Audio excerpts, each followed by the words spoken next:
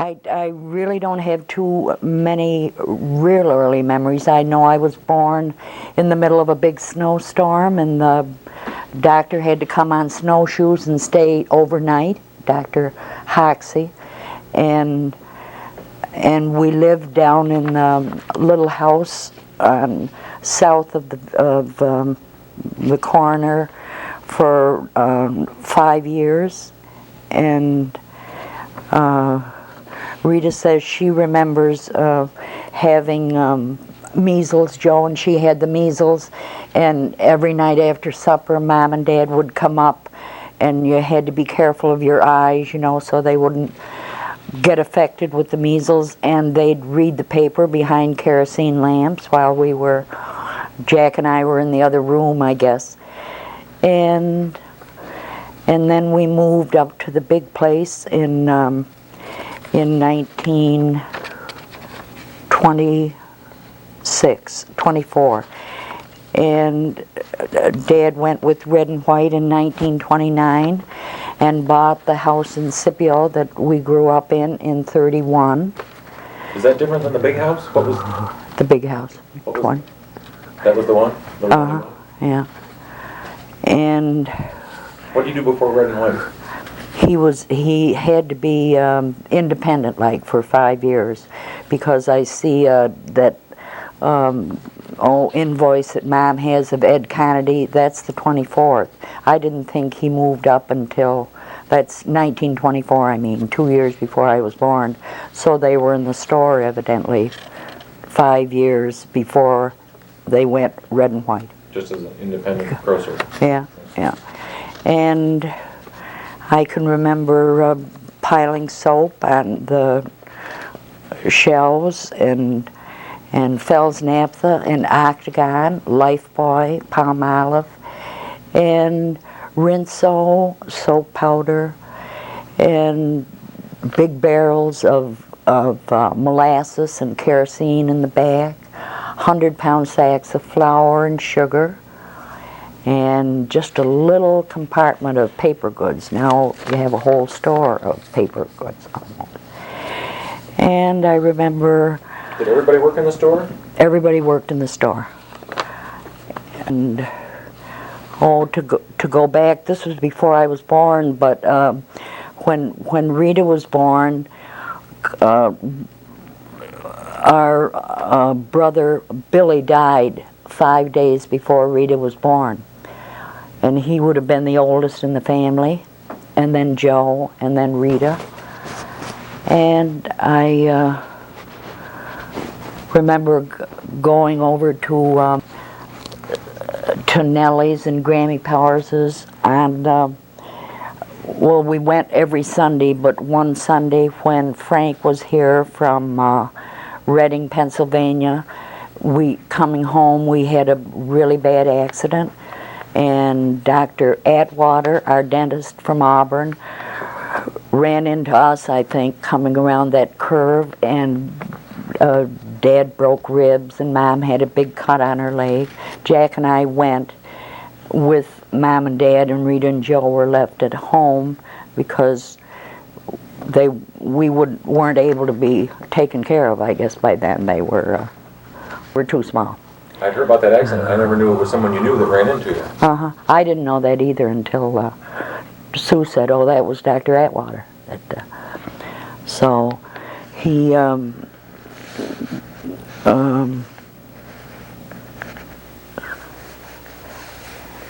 Frank was up, I remember, and I remember both my grandparents, or both my grandmothers, neither grandfather, and Mom had 4 sisters and a brother, 5 sisters and a brother, and Dad had 4 brothers and 3 sisters.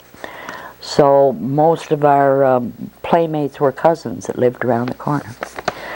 And John's people, and George Powers, and Carmen's mother and father, and there were just, I guess they were our playmates, or whenever we played. And we had a pet, Dad had Prince, he was a Cocker Spaniel, And after Prince died, we had Doc. Then Doc, I remember being around with Sue because she was like 10 or 12 when Dad died, and I think she got the dog before he died, though. And I remember making First Fridays, going to confession and communion on Sunday, and you couldn't go to Holy Communion without going to confession beforehand. Now we don't go to confession anymore at all.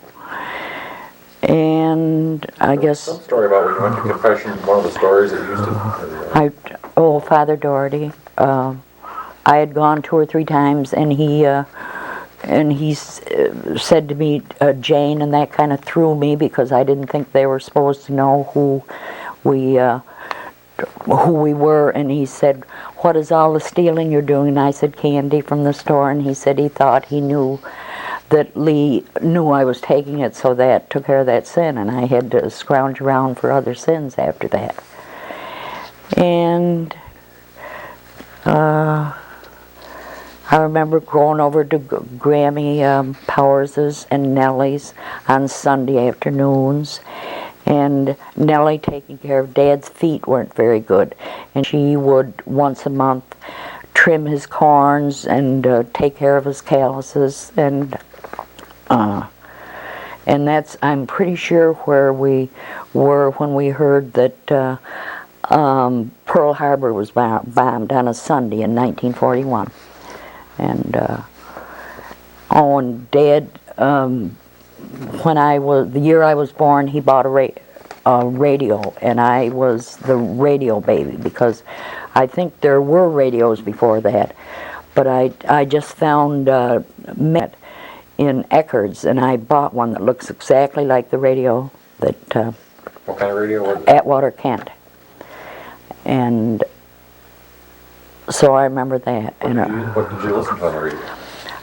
Lowell Thomas, and I can't remember what else we listened to.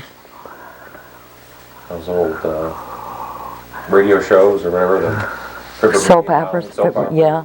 Fibber McGee and Molly, I remember. Amos and Andy. Yeah. I remember thinking that Dad would have liked, and he missed television by 3 or 4 years, you know. He would have liked television a lot because he was kind of a cardiac invalid for 6-8 months before he died. And Rita, one time I remember being real sick, and I had typhoid fever.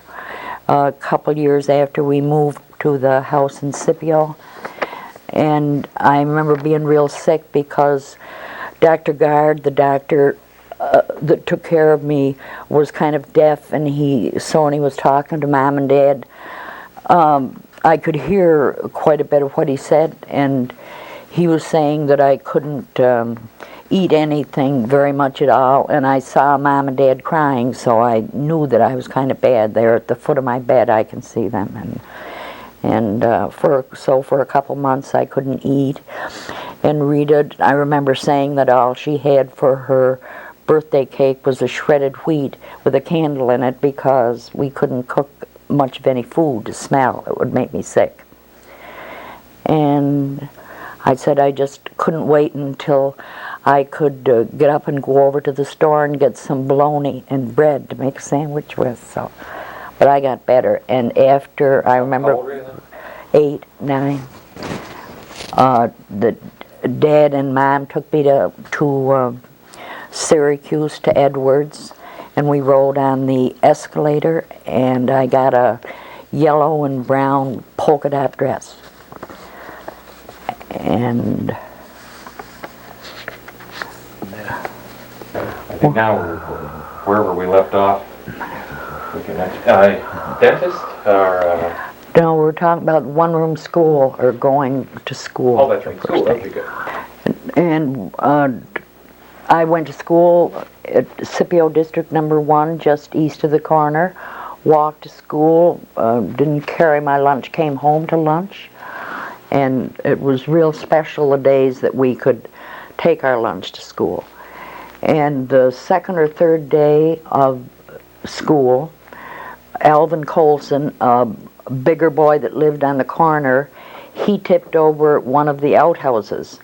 And it was my turn to go in next, so that kind of upset me. And then later on, when I started to go to Sherwood School in 7th grade on the bus, about the first month of school, Alvin was a little different. He was kind of weird, really, but people tolerated him because he was Alvin. And we were getting off the bus, a line of us, in front of our house, and he hit me over the head with his lunchbox. And I started bleeding, and that was quite a bit of excitement for the day. He didn't mean, Alvin is over east of Scipio someplace, living by himself, kind of like a hermit. And he's has a sister Irene, and she got really upset. And I know Mom and Dad did too, but we didn't say anything to his father Rupert, and I forget his mother's name, because we just took care of Alvin. You know, he wasn't quite like the rest of us. Anyway, I didn't have to go to have stitches, but it broke the skin. I remember blood going down the back of my head. Anyway, and I remember spelling bees in school. My teacher was my Aunt Rena, Dad's sister, for 6 years. And then we went to Sherwood in the 7th grade on the bus. And I remember Mr. Myers coming for a spelling bee. He is superintendent of schools. And Rena was a little large or husky for a young woman, and she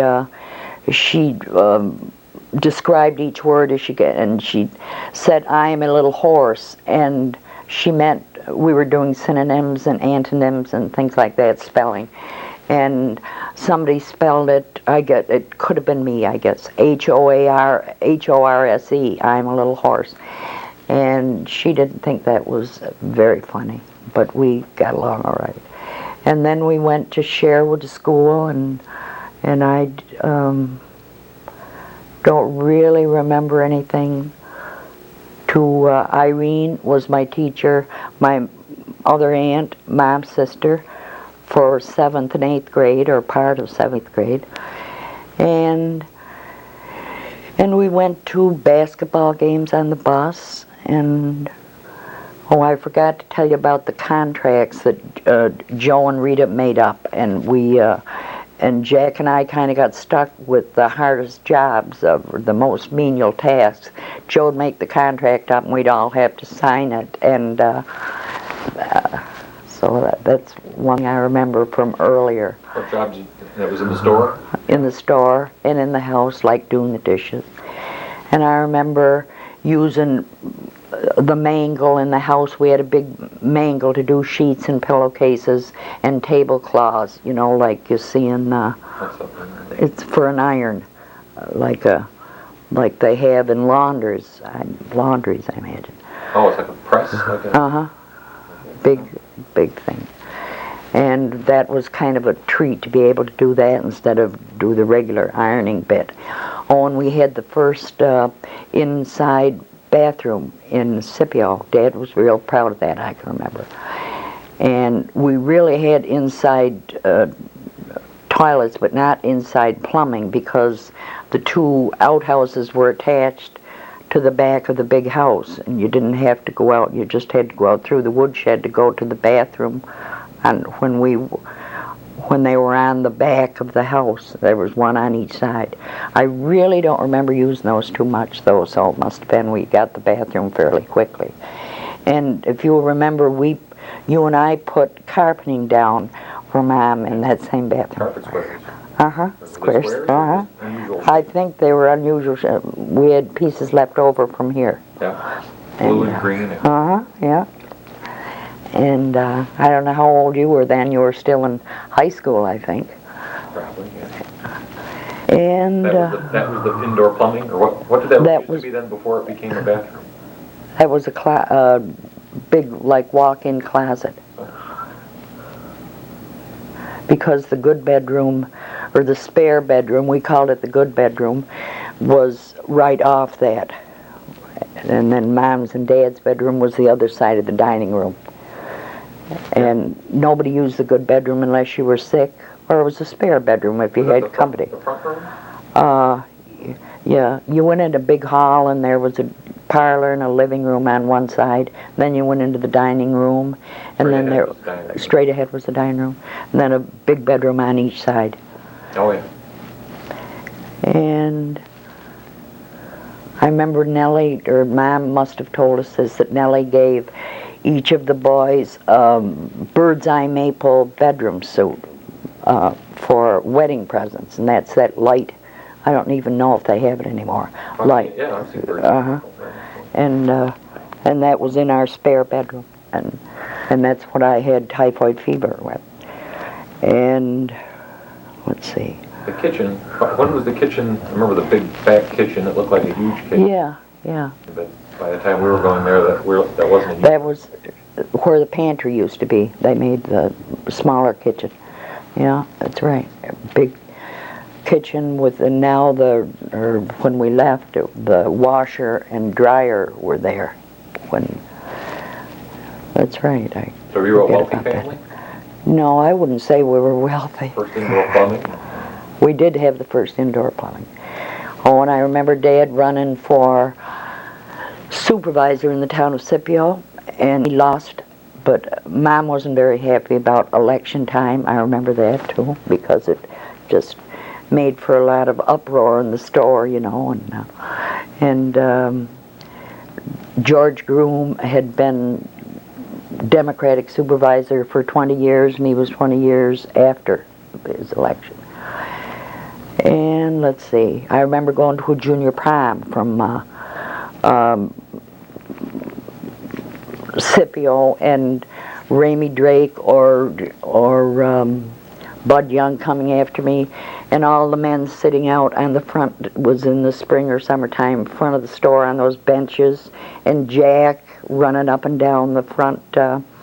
He was old enough to know better than to do that, but and then a huge corsage, like I'd won the Kentucky Derby or something, you know, and I was a pretty good sized girl too, so it covered my chest just about. And then we went over and picked up somebody's mother or father brought us because we couldn't drive. How many pictures of you with a corsage? Huh? Any pictures with a corsage? I don't think so, no.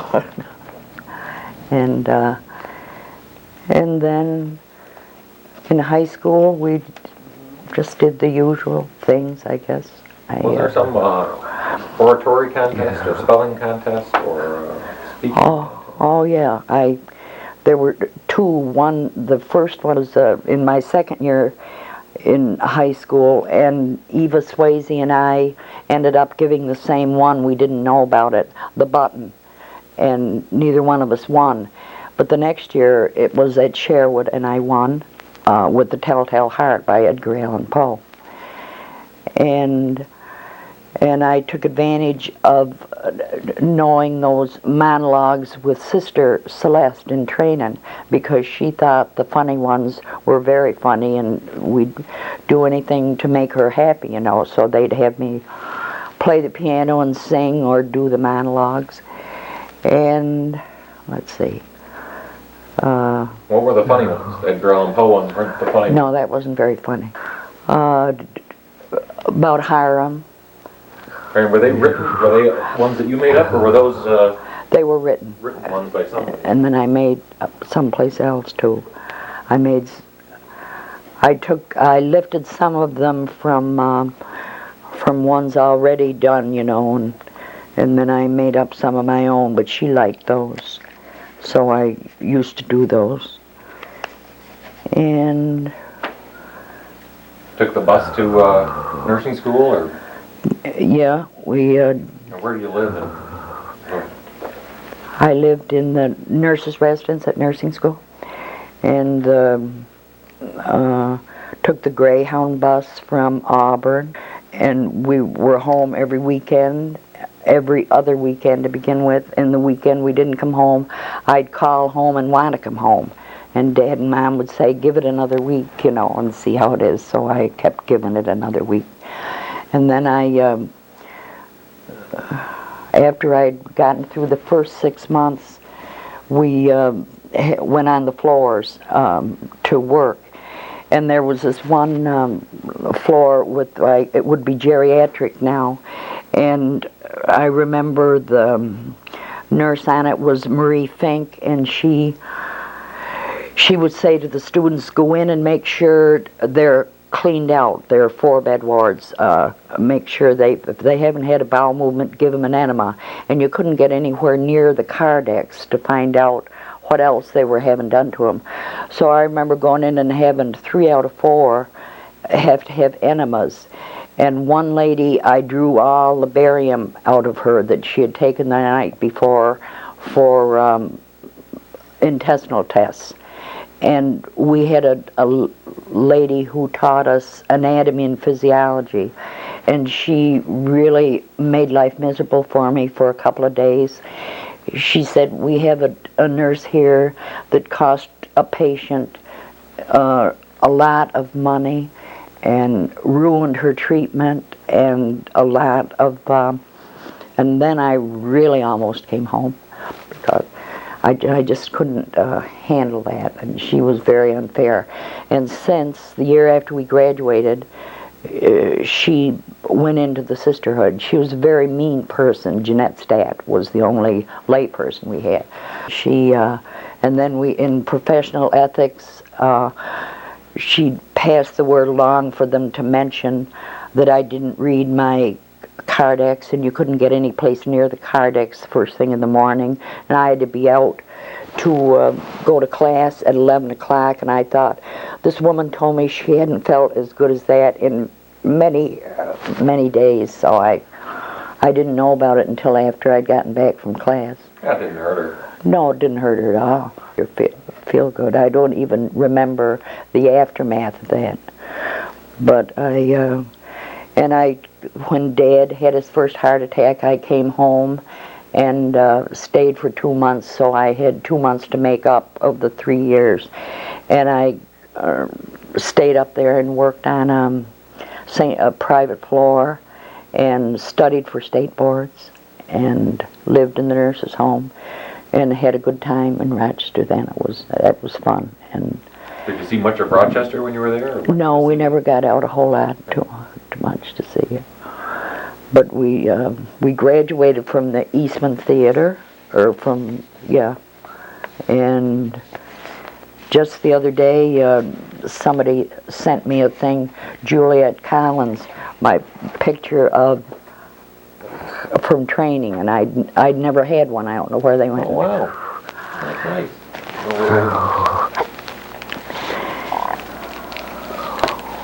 This is your graduation from training? Yeah. Nurses training? What Yeah. year would this have been? This had been 1946. That's nice of her to keep that. Yeah. And I can't think of anything else. I worked 4 years before we were married, or 5 years before we were married, and 4 years afterward. Did you get a job right out of nursing school in Ithaca? Yeah. I kind of wanted to stay in Rochester because I liked Rochester, but home was around here, you know. So it was considered pretty close to home. I mean, yeah. Whatever, just an hour away or something. Yeah, but I didn't drive. See, I couldn't drive, and I lived in the nurse's home for a little while. In Ithaca? Yeah. Oh, they had a nurse's home there. Yeah. And then I lived with Rita and John for a couple of years. Oh, I didn't know that. Right there on Green Street? No, never on, or let me see, were we on Green Street? We're on, West Buffalo Street, they lived first, and then West State Street, a big house that's been torn down, great big old building. And North Aurora Street we lived on first, they lived on, and they had babies, so I babysat, you know. Did they have, Jack and Danny, Patricia. And were they running the ambulance and funeral home at that time? Barely. I mean, not much, you know. Funeral home was their living room. They had half of this place downtown. And they weren't running the ambulance. That came 5, 6, 7 years later. And How did Joe end up in Watertown? That seems like a ways away, or is that just... he bought out a furniture store, Hardeman's furniture store, and he got out of the grocery business, you know. I worked for Joe for a year before I went in training because I couldn't get in. I was too young, 16. You worked in a furniture store? No, I worked in Aurora. Oh, okay. While he was still there. And, yeah, furniture and appliance, he went up to Watertown. But in Aurora, he ran a grocery store? Grocery store. Oh, okay. Yeah. And an appliance store, he started in an annex of it in his home. And so how come he didn't take over, or it wasn't ready for him to take over the business in Scipio? He'd already bought a store in Aurora. Oh, okay. But I mean, it wasn't assumed that he would carry on the family business? Or No, not really, because Jack was ready, you know. And I, before I went in from high school, I worked down there a year and rode back and forth with him because he wasn't married yet.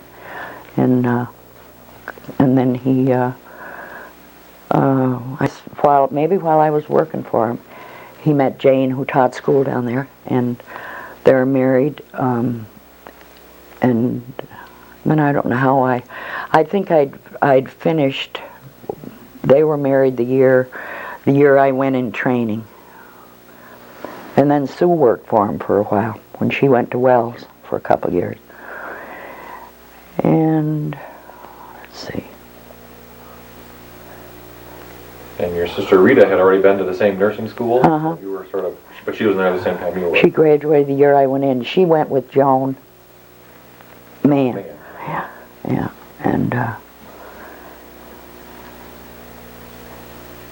And came back, and she started working in Ithaca too. And then the second year out, she had polio, and we have a picture of her at home.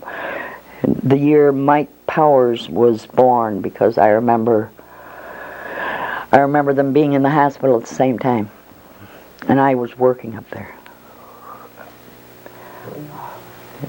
Did she have any lasting effects of polio or something? Yeah, one leg still bothers her. And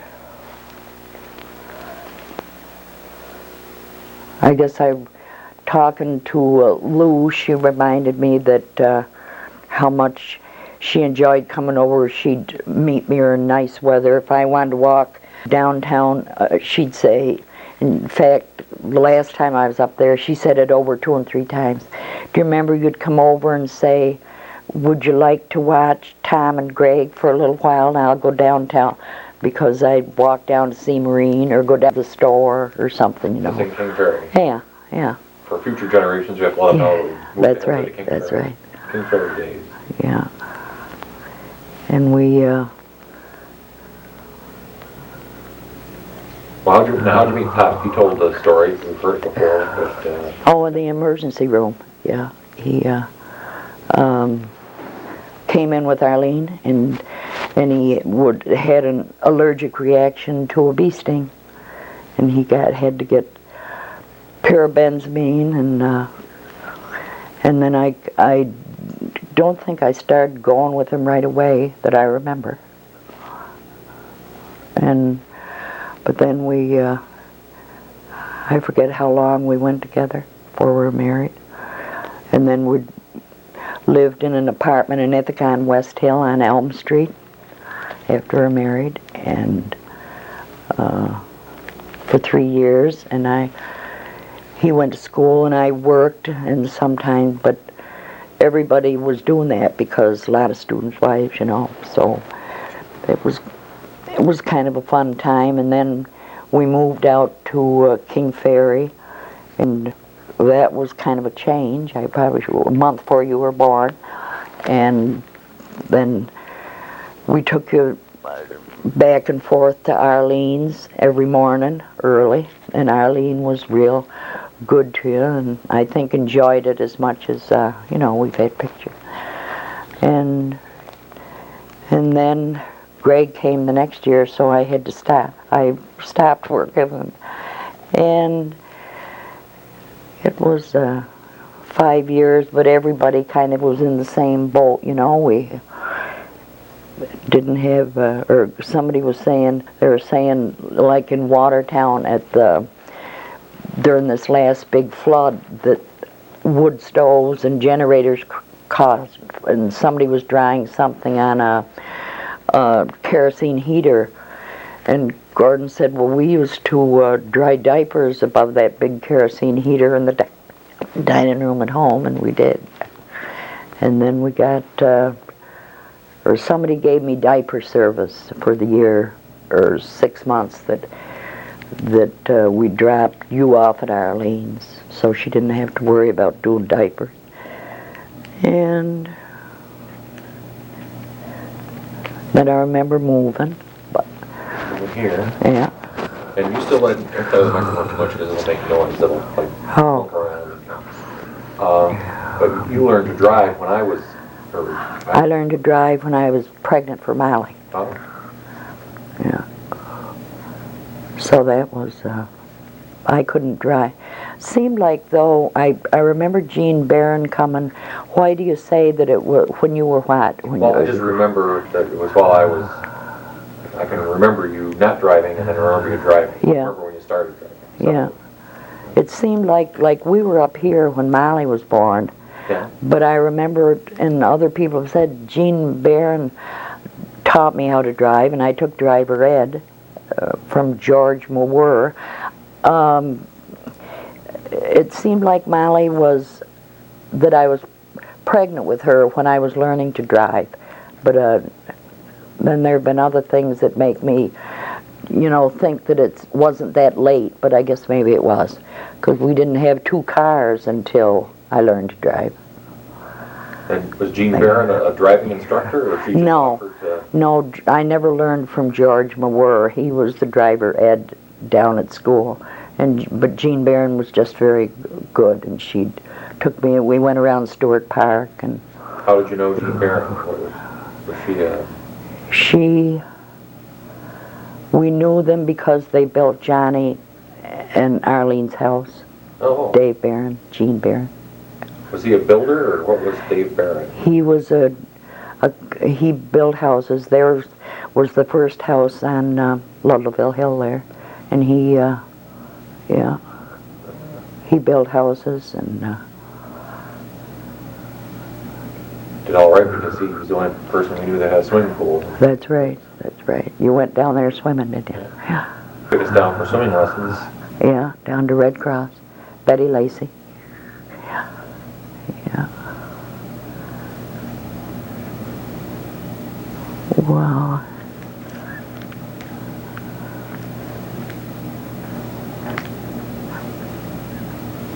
It's a lot of dead airtime, like they say. I can't think of anything to say to. Maybe, like they say, so it's going to let it go. I don't know. Is there anything else on the list? What other pictures do you have here? What other pictures? Oh, I have pictures of the Bonus family and the Powers family. But Who are all the people in that picture? That's a nice picture. We'll have to get a picture. We'll get a shot of that later. They're the 2 families. Right, you can just hold them up. That looks good because they get out of focus if they get too close to the camera. So just who are all the people in each of those pictures? Oh. Do you know? Well, oh yeah. They're my aunts and uncles. Oh, okay.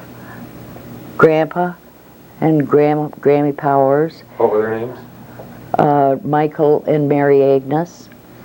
And George and Nellie and Dad and John and Elizabeth and Frank. And then, am I on television there? Do you see me? Yeah. Oh. That's this one that we just heard about. And we'll have this will be available somewhere else so people can actually see it. And this is Irene and Lizzie and Willie and Gertrude and Genevieve and Mom and Grammy and Grandpa Bonus.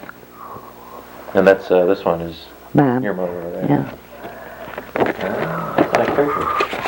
Where would you have these? Where would they have these pictures taken? At a studio, I think. Auburn, This someplace. says Kramer. This is the one we had finished for the picture in the paper. Yeah, they are nice pictures. Now, what do you have on top of this one? That's, I it's just okay. took it out of the... Yeah, I don't know didn't- if this is good for pictures. This Oh, stuff is really? Yeah, I don't know for a fact one way or another. Oh, But, that's too bad, because the whole book is filled with it. well, it can't be too bad. But I haven't... We'll find out. And then what's this from a bill? Or this is a...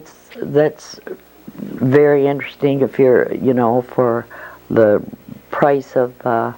this was in 24. Price of things have, quadrupled and maybe more than that.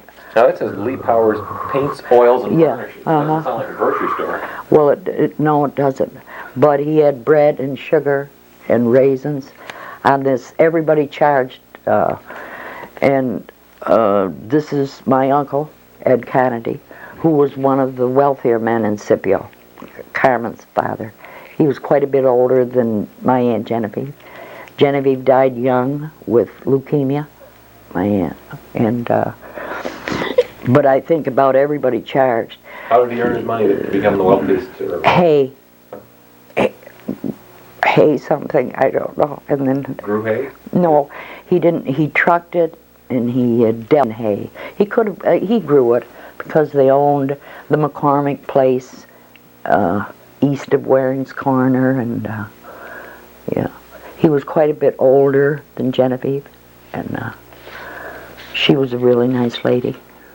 And it didn't have a Visa or MasterCard or anything, so No. had a house charge there. I think probably everybody charged. It's Mom's writing, pork and beans, 42 cents, 4 cans, 2 bread, 24 cents, and then 1 play suit. So Harold must have gotten a play suit here for 98 cents. And rolls and bread, this is all on the same. Fig Newtons, 13 cents, and now they're $2.49. Fig Newtons, fat-free. Beef and radishes, so he carried a variety of things. And I seen a Arctic ice cream and Gulf oil and gas and paints, oils, and varnishes, yeah. Agency for Witherell's Atlas Paint, and I remember those 3 big mirrors over each of the fireplaces up home in the living room, dining room. He got that at Pittsburgh Plate Glass, and they made him a dealer in that. And when he bought the mirrors, so. So it sounds like it's as much of a hardware store as a grocery, like a general store. Yeah. Yeah. And was that all in that store that's up there in Scipio now? Yeah. I don't think there was any more to it. Up above was a barber shop. And, Is that where you got your hair cut? yeah, Frank Connie. And that's where the prison guards from Auburn and the men around Scipio played 45 once a month. What's 45? That's a card game. Mm-hmm. Is it an illegal operation? Or No, well, I don't know if it was illegal, but I know the ladies didn't like it. They did gamble a little. And plus, they drank some, prison guards. And, well, people around Scipio weren't averse to drinking. And how come the prison guards came all the way out of Auburn? I don't know. Play cards. Paul Doherty, Margaret Ann's father, a friend of mine, he was a prison guard, and they came from New York someplace, and he may have started it, I don't know. But it was a big thing around Scipio. Once a month, maybe twice a month, maybe more often than that, but and Jack had the barber chair for quite a while till he sold it to somebody. Oh, yeah. Don't you remember that? That came from right upstairs? Mm-hmm. Yeah. That was a nice barber chair. Well, now what about the Powerses that live right next door, or I knew that lived right next door in a big, rambling kind of the post office? Yeah, that was Tom Powers, it's George's son. She's built a new house, and that old one is torn down. And we used to, long time ago, have Christmas like parties up above. And I remember singing at Christmas parties. And Agnes is still there in the new house. And George, who was one of Jack's pallbearers, do you remember George? He was the one dressed just unlike everybody else, but George is George. And Tom has died, and I remember when Dad first got sick, like 2 or 3 years before he died, Bill Powers, another nephew, in fact he was Joan's brother, he came from California, had gotten out of service and bought that store on the other side of us. It was a grocery store to begin with. The 2 grocery stores? For a while, in Little Scipio, and Dad used to walk from one. It just used to upset him terrible, because here Bill was his nephew, and he came and started up a store, but he didn't last very long. Seemed like location was everything there. Yes. It already was a store. Yeah. You didn't talk about, I don't think, did you talk about learning to play the piano? You played the... Oh, yeah. Where did you learn how to play the piano? I took from Mrs. Jocelyn for about 3 years in Poplar Ridge. And I played the organ at Ludlowville. Arlene got me there, and for 3 or 4 years when we first came down. And then Jenny Kennedy died down here, and I started playing for Father Maloney, I guess, and Father Walls. And I stopped in Ludlowville. And what age were you when you learned to play? 9. 8, 9.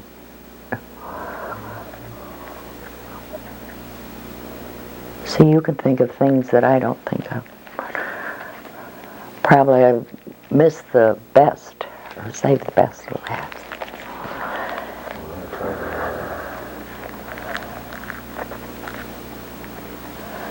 I remember at Christmas time coming home from Arlene's, and you're sticking those little hobby horses in the electric heater there. And there were just, I think, 2 of you then with the... Up in King Ferry. Up in King Ferry. It must have been pretty small. I don't know if I really remember that. I remember hearing about the Pop taking them outside and sticking them in the snow. They were on fire. They caught fire. And it seems like that room was so small, I can't imagine, 2 twin beds in there, but they were. I think there were cribs still at that point. Were there 2 cribs? Yeah, I don't think... Maybe they were, at yeah. some point they were cribs. I guess they were. Maybe they eventually became beds.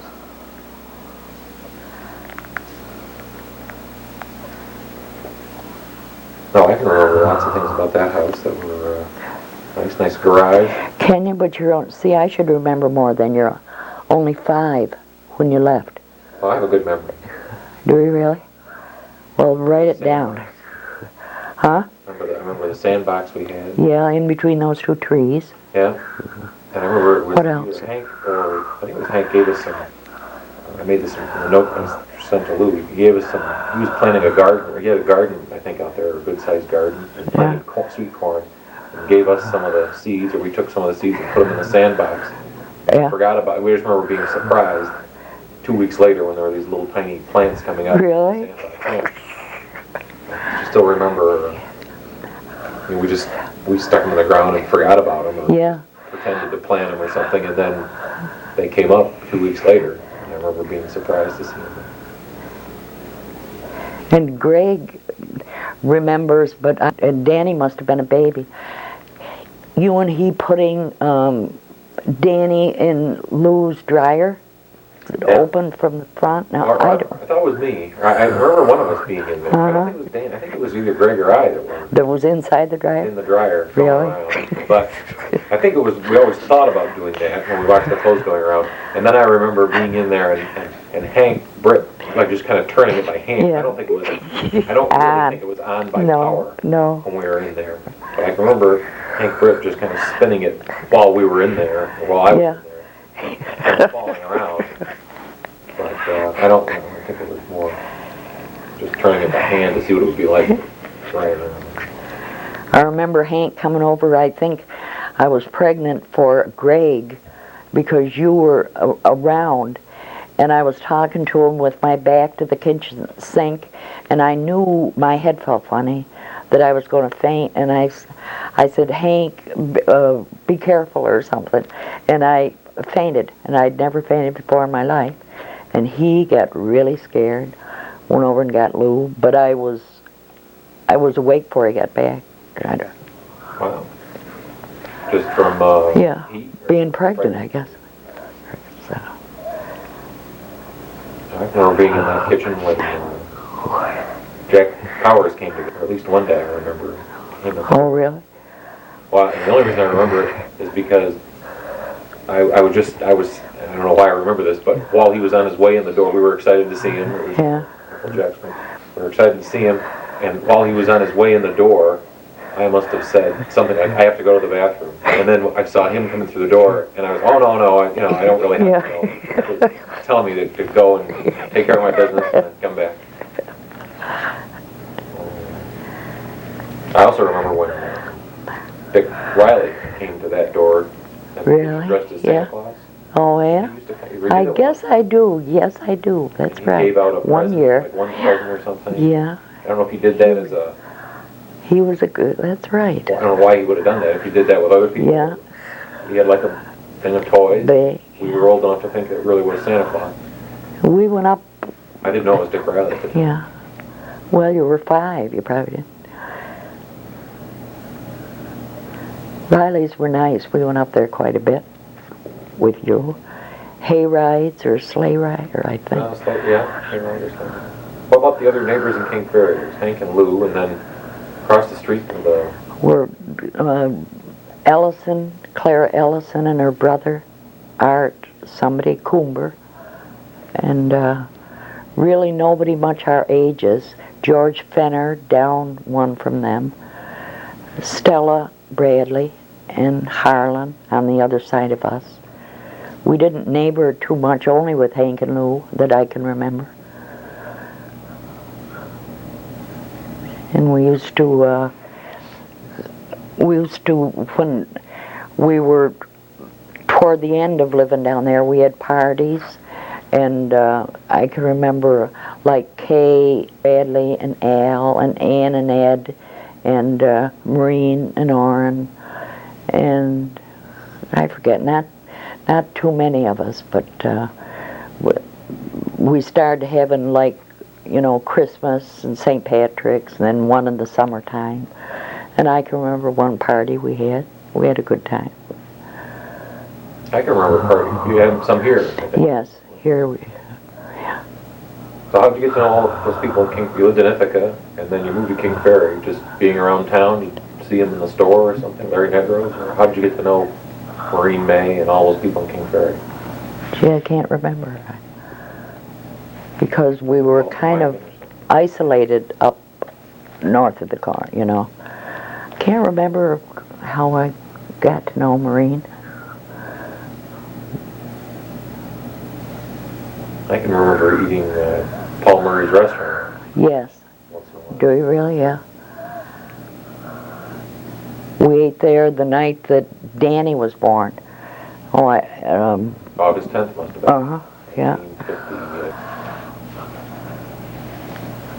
And we'd just gotten back from Watertown, or up at a place where Joe and Jane had like the Black River or someplace, had a camp, we went, I barely remember that. But, I remember that. And she gave us, I remember, pecan sandies. She packed lunch for one back one day. And I remember that I had a pair of red jeans red pants. Did you really?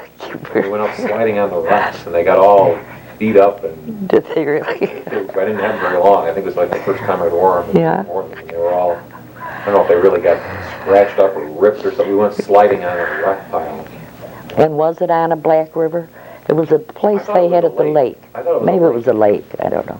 Yeah, I don't know exactly where it was. It was a big house. It was a boathouse. There was a place to sleep that was like yeah. a bunkhouse almost. Yeah, yeah. But it was fun. And when you're up there just the day before, how come you took a trip like that when you were so close? I don't know. I don't know. I have no idea. Must be I can't remember why we went at that time, or I felt pretty good when we went down to eat, down to Paul Murray's. That was, well, I can remember when Dan was born, Grandma Ida came out to stay with us in King Ferry and cooked green tomatoes. Oh, did she fry green tomatoes? Yeah. But I didn't really like very much. No, but, no. It was something different. Yeah. He must have been in the hospital. I think Pop was out there, I think, at that dinner. It wasn't very long. Oh. In those days, probably in the hospital more than... Longer than there. Yeah, yeah. And Molly was born when we were here, right? Yeah. And I remember when you were born, Mom came in the day that you were born, I guess, and said, and I was having to keep going to the bathroom. I was having pressure, but I was trying to get a cake mix into the oven. Betty Crocker she's reminded me of this many times. Snack cake, everything complete in one box, the tin, the foil tin, and the cake, and the frosting. And I said, she said, what's the matter with you, Jane? And I said, I just seem to have a lot of pressure. She said, are you sure it's pressure? I wouldn't, I think you better go in with me. So I remember her taking me in, and we went to Rita's. I never got that cake baked. And then they took me, I guess, down to Dr. Hall's office, and then right up to the hospital. And it wasn't very long afterward that you were born.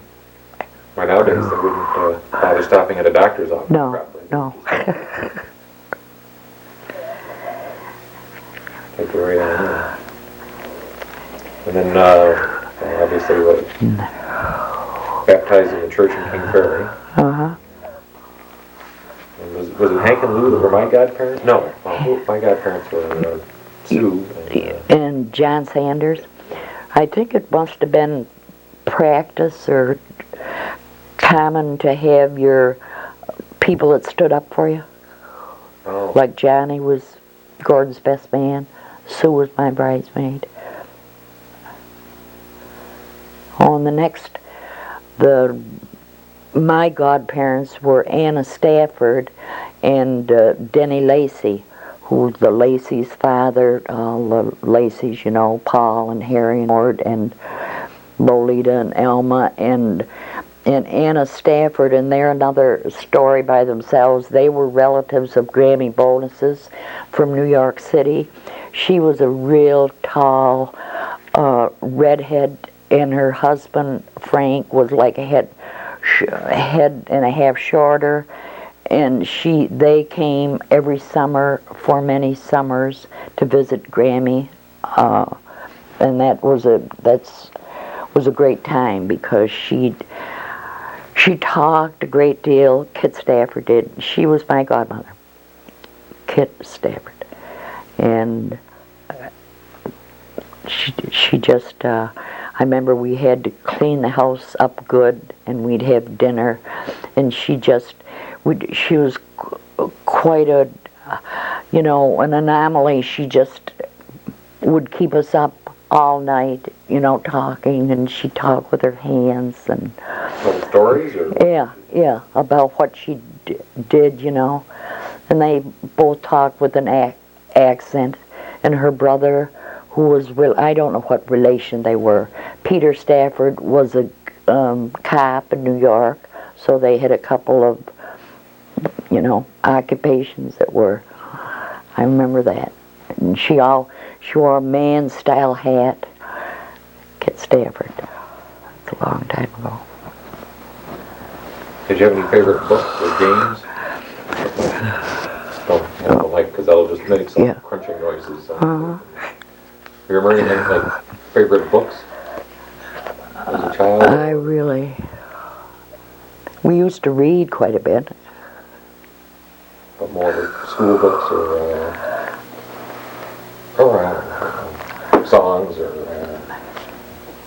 we already have to talk about radio. Yeah. Can't remember them, I guess.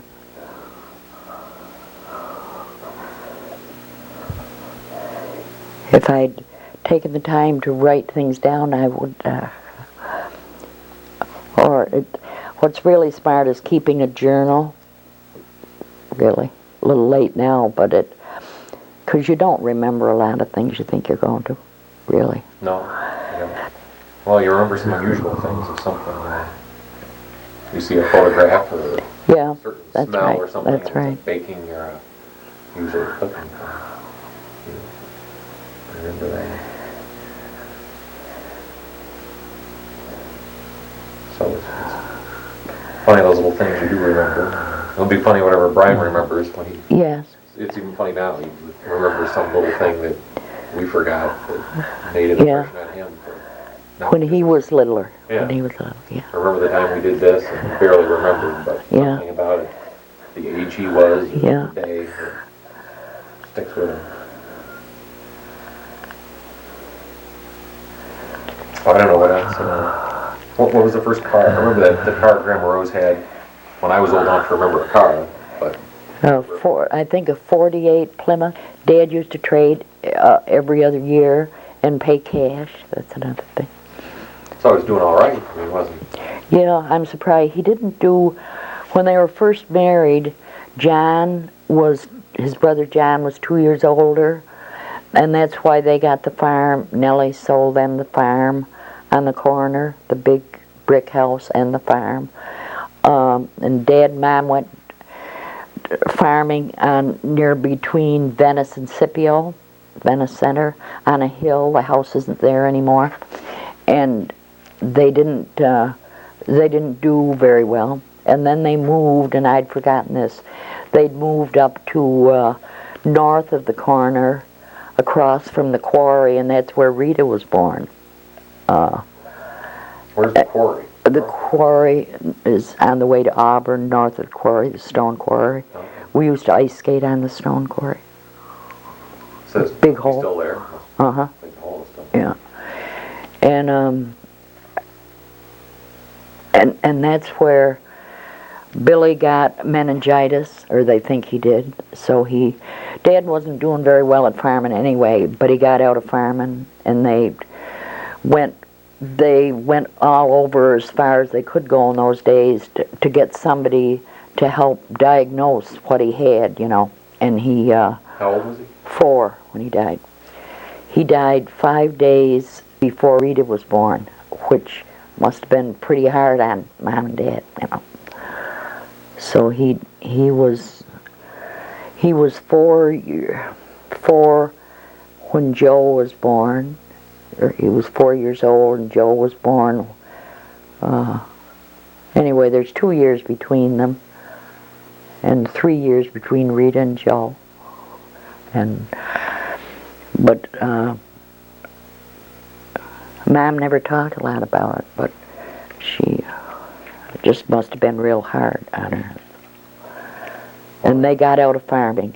And I don't know how, he bought the store, from John Snyder. So there was already a store there? There was a store there. And who was John Snyder? Just a merchant, and he owned the house that Dad bought later, too, the big one next door. And I wonder if he had built that house. He'd had a store there. Dad bought the store as a store from him, and he. And the house with the pillars, the big. Yeah.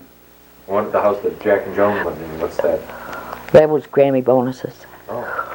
Where Mom, the end of her, Grammy and Willie lived there. Willie never married. And the girls were very close. Genevieve just lived east of the corner, you know. Irene lived west. We lived right on the other side of the store. And Lizzie and Gertrude lived in King Ferry, Venice. I used to feel sorry for the Nolan kids when they'd come to the store because, you know, we'd be all around there. That was like the city to us because they were isolated out on the farm, you know what I mean? And we used to visit, didn't we? We used to go to Scipio every Saturday or Sunday. Yes, yeah. We'd drive up.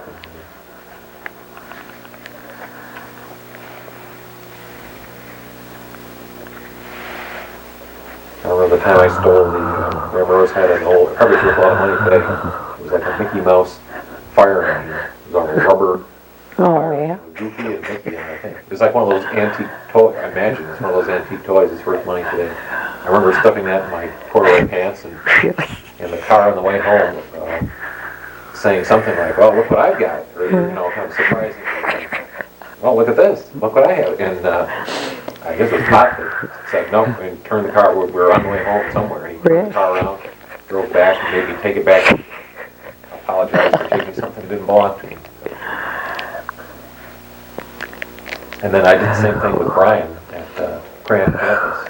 Oh, did you really? When he was 3 or 4, well, he must have been, he wasn't in school, he must have been 4 or 5, 3 or 4, and he brought home, I don't know if he put it in his backpack or someplace, this big, huge mound of fun tack. They used to take little pieces of it and stick things, it was like a whole posters up on the wall. You take a little piece of this stuff, and he brought the whole box of it home because he liked it, he thought it was nice stuff. And he said, I said, did they know you took that? It's a lot of stuff. He goes, no, I wanted it, so I just took it. So we drove back and made him return it. So he won't forget that. I don't know if you forgot it or not. Maybe he did. You didn't. I didn't. I remember taking the Mickey Mouse thing back to Grand Rose. Why would we have a Mickey Mouse? Why would she have a Mickey Mouse thing around that long yet? Well, it may have just been some old toys that somebody had. Yeah. Had when grandchildren came to visit.